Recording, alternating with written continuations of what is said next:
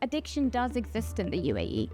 People do struggle with substances in the UAE. And as much as it's taboo, as much as it's hidden, as much as sometimes there's a lot of shame on it, there are now places and there are spaces for people to go, for people to feel, for people to understand themselves, and for people to receive help.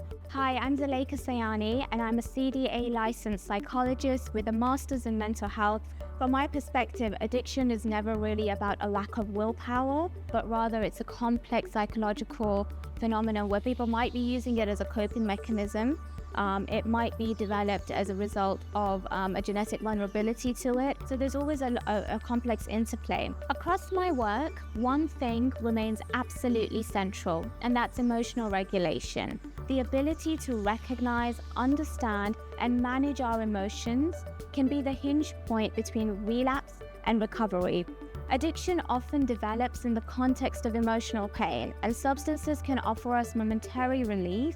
But when the emotions become too overwhelming to process, people might start to turn to substances, not only to feel a high, but to just feel okay.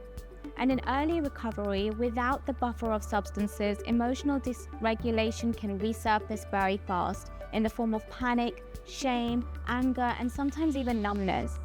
That's why we focus on teaching emotional regulation. It's not just about coping with cravings, it's about helping people learn to sit with discomfort, notice what's coming up, and choose how to respond instead of defaulting to escape.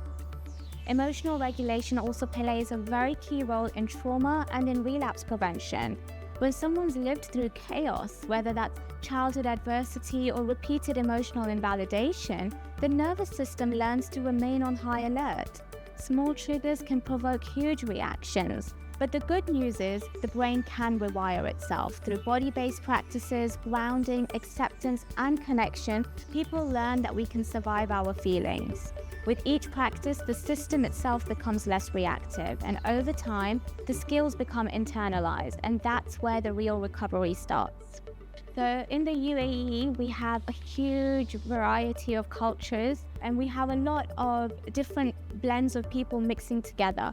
Addiction does exist in the UAE. People do struggle with substances in the UAE, and as much as it's taboo, as much as it's hidden, as much as sometimes there's a lot of shame on it, there are now places and there are spaces for people to go, for people to feel, for people to understand themselves, and for people to receive help. We want people to know that they're not alone in what they're experiencing anymore, and that times are changing, and people aren't treated like crazy people anymore. That's not how we go about treating, and that's something that's definitely happening in Dubai. So as we go forward today, I invite you to reflect. What would it mean to relate to your emotions as signals, not threats? And how might learning to stay with those signals rather than escaping them open the door to long-term recovery?